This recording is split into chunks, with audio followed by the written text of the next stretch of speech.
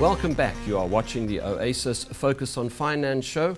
We're talking about tax compliance, and we're going to be getting onto the issue of the medium-term budget, the speech that was delivered in Parliament earlier this week by Finance Minister Neni. Our special guests is Hassan Motala and Ebrahim Rawoot. Ebrahim, just to start off again quickly, the issue of VAT, how do we understand that landscape? Well, VAT or value-added tax, it plays an important part in the policy, the physical, bringing in of money towards government. And, it's a very simple process. It's on an invoice basis.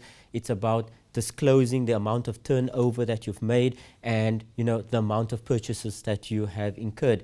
And the difference between the two is really what you need to pay in terms of value-added tax, which is 14%. Now, when you look at value-added tax or the VAT returns that you need to submit, it's based on what you have made as an application to SARS. So SARS will say, you either have to submit returns on an even monthly basis or on an odd monthly basis. But it incorporates the difference between what you are selling and the output VAT versus the input VAT. But I think very importantly, and we always speak about documentation, and that is that when there is you claiming VAT back or a refund, SARS is going to investigate that. SARS is going to audit that. So make sure that you keep all your documentation in place so that when that process is happening, you're not having to delay, a response to SARS. And all SARS really wants to do is, was there compliance at the end of the day? So in conclusion, I must add that the Tax Administration Act, has given SARS wide powers, not only to be able to ensure tax compliance, but I think more importantly, the non-compliance thereof. So as individuals, all of us sitting around the table, everyone out there, we need to make sure that we adhere to what is right. And what is right is paying what is due, and if there is a situation where we need to claim, we will claim. SARS is fair to everyone. SARS has ensured that we operate in a very transparent environment. And I think, we as individuals, we need to now start paying adequate consideration to the tax compliance. Right, Hassan, to another issue, the medium-term budget speech was delivered by Finance Minister Neni. Other media issues overshadowing it, but it still went on, business as usual. What did the minister say in terms of the tax regime? Any increases in taxes? What did he say? Sure. Obviously, taking into account that the environment that we're facing, it's obviously it's a tough economic environment. Obviously, and I think obviously from that perspective, particularly certain sectors, from a corporate perspective, you've had challenges within the mining sectors and those areas. So obviously that has impacted in terms of potential revenue generation to the fiscus, be it from corporate tax and the like. However, there was a couple of key points. Firstly, there was no increases in terms of any, related taxes for individuals, be it, through your levies, like how we had the road accident levy or the fuel levy and the like that came through in the budget during February. However, there was, as I said, certain points highlighting towards the future. Firstly, one key point that they're looking to address within the tax regime is obviously around the corporate tax. Within the corporate tax space, what they're looking to address is what is called leakage or tax leakage. So that tax that's slipping away from the system itself. What a wonderful term. What a wonderful term, exactly. So I think, for example, where the examples they used was profit shifting, so people shifting the profits from one country to another or the like, and for example the transfer pricing of goods and services. So those are areas they are addressing at corporates and trying to make sure that they gain their fair share from corporates within that space. The other point I think was obviously, I think personal income tax, there was, we did have some personal income tax increase that was noted in February. There was nothing that was noted during this budget. But there is a potential in the future. We'll have to obviously wait and see. There is, there could be a potential, but it's at this point in time, it's obviously there hasn't been anything stated around that there. I think one area they are looking at, but I think it'll be more probably, it'll probably take some time to address as well. You've had obviously the Davis Committee in terms of coming out certain tax proposals, and he's come out with certain proposals around VAT and also I think estate duty was another. But I think VAT they did highlight in the budget that there is no expectation to increase it in the shorter term, but I think they are looking at the proposals and potentially there is a flexibility going forward that they may look to increase VAT. But at this point in time, that's not going to be addressed. Just one last point I think he did highlight around taxes in the budget was around carbon tax. Now, this is obviously an issue. Remember, globally, environmental concerns, greenhouse emissions and the like, those are big issues. And obviously, many countries and the like are trying to do their best in terms of trying to address some of those issues as well. One of the issues that they're trying to address is by penalizing companies that are big emitters of those gas to pay a penalty or a tax for that. So that is one of the proposals that is coming out. So there's a draft carbon tax bill that will be out shortly, will come out for comment, and obviously based on the comment and the feedback and the like that comes after that, that is one potentially over the short to medium term where you could see another form of tax being introduced. But Ebrahim, since 2009, government has been rolling out expenditure, particularly on infrastructural projects. Did anything come out in this medium-term budget? Well, firstly, if you look at the wage bill, government did recently conclude a 3-year agreement with government employees. So the increases settled, they've been anticipated at being a lot higher than what was originally indicated in February this year. But, it will provide some amount of certainty in terms of the wage bill over the next 3 years. And I think that's quite important. But if you look at wages, it constitutes around 35-36% of the total budget. It's quite significant. And it's anticipated to increase at about 10% in 2015. And we're probably looking at 8 to 9% in 2016-2017.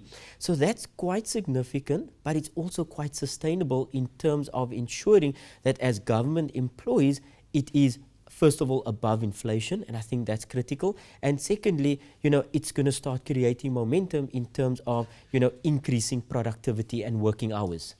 I think it's important we need to see the issue is that you've had this massive increasing wage bill over the last number of years. You've had obviously it's been on the back of firstly increasing employees in the government sector. So post 2009, you've had an increase in terms of employees, but also you've had a substantial increase in terms of the rate of increase that has come through. Now we need to make sure that productivity needs to come through. Service delivery around that needs to come through.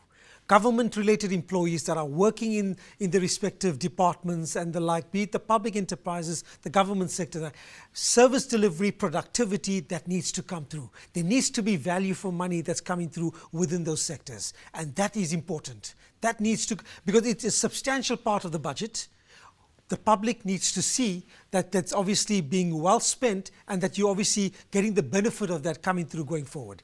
Secondly, I think an important part of the budget as well, and we've seen has been obviously the spending around infrastructure. Now, government has actually noted in this budget, again, the minister has noted that 800 billion towards infrastructure over the medium term. So it's still a substantial amount that's still going through. So obviously the key areas of focus being your roads, being your housing, being your water infrastructure, electricity, those are key issues. Remember, we still have, electricity and the like are still big challenges for us. We need to spend on that to ensure that that we're getting the benefit. Not to say that we've already, if you look back from 1994, if you look back from 2000, right through, there has been a substantial increase in terms of households' access to electricity, to running water. There has been an improvement in that, but there's still a lot more that needs to be done. And very importantly, if our economy is to grow very strongly going forward, we need to make sure that our infrastructure is of a high quality so that it can actually boost and support economic growth going forward. And that is very important. So that needs to be continued to spend, and we need to continue to spend in that area to ensure that we sustain it. Just one point to highlight around obviously on the expenditure side is that while you've obviously got this expenditure, we need to ensure that from our budget deficit is controlled. Now, budget deficit means, we do our personal budgets, we have so much of income, we have so much of expenses. Similarly, government has the same thing. So they've got so much of revenues from taxes and the like, but they've also got now the expenses. They need to make sure that we're not spending much. Now, the budget deficit this year is at 3.8%, so a bit lower than what was indicated in February, and it's declined to around 3% over the next few years. However, it's still a deficit. And with the result, there's going to be still increasing debt. Now, government has taken on quite a bit of debt over the last few years.